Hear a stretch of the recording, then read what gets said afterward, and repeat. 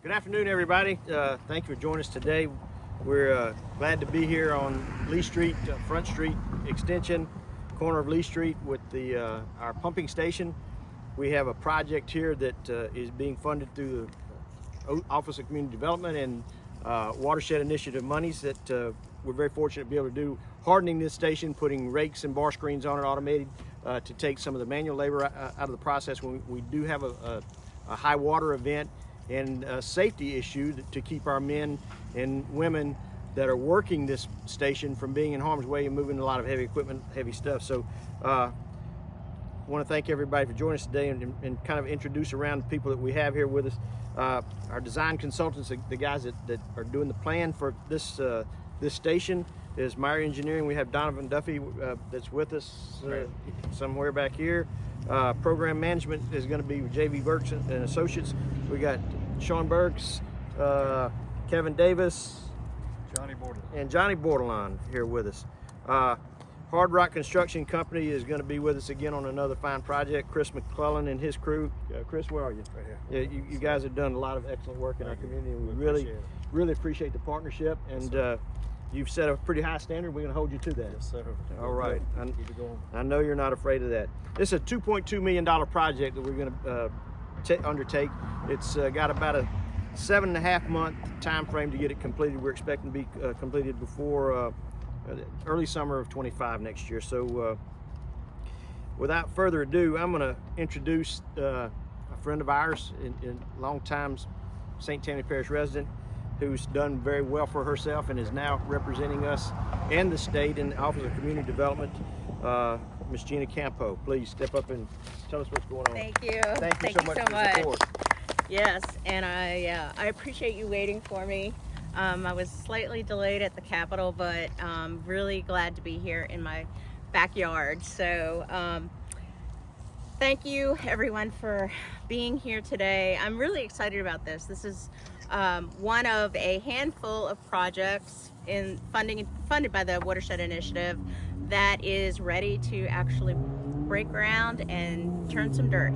And so it does take a while to get these projects to come to fruition. So it really is a testament to the city, the staff, the mayor, and their team that we're ready to go on this one. And so I'm very pleased to be here. The Watershed Initiative is, what is the Watershed Initiative, right? I've been asked that a number of times. What it is it's a philosophy, and it was put in place back in 2018 because the governor at that time realized that, look, the way we're doing things, we're working as hard as we can as individuals and as separate agencies, etc. But we can really come together, put all of our resources together, our data, our brains, our funding sources, etc., and really make an impact in terms of reducing flood risk statewide by prioritizing those projects that have the most impact. And so we would then move to the funding source that came down to energize the whole movement, which comes from HUD. It's HUD Urban Development Mitigation funding. It's a different kind of funding, something new for HUD, but the main purpose of it is to reduce risk to communities. And we did receive a large allocation of community disaster mitigation funding back in 2019, and this is the result of that. So there's approximately 127 projects that are somewhere in the process of design, permitting, etc. And we're happy to say that this one is finally going to be under construction. Obviously, flooding is a major consideration for folks in Louisiana, particularly us in Southeast Louisiana. And we've seen over the years and very recently just what we would consider maybe a regular rain event that pops up and actually creates a flooding risk and a flooding problem in our communities. So we want to be able to address those kind of issues We want to mitigate that flood risk. People shouldn't be injured, their property shouldn't be damaged, etc. in those types of events. But that requires our infrastructure to have those resilient measures that we're going to talk about here today. So these pumps here at Lee Station, why were they selected as a great watershed initiative project? These pumps remove excess floodwaters in this basin, and they try and keep up with it, right, to get that water out before it can become a problem to individuals, to property, etc. But the problem is those pumps can only work as good as possible if they are clear, if they are not obstructed, etc. And so this project is going to make these pumps more resilient, and by extension the area more resilient, because they will be able to work at a moment's notice.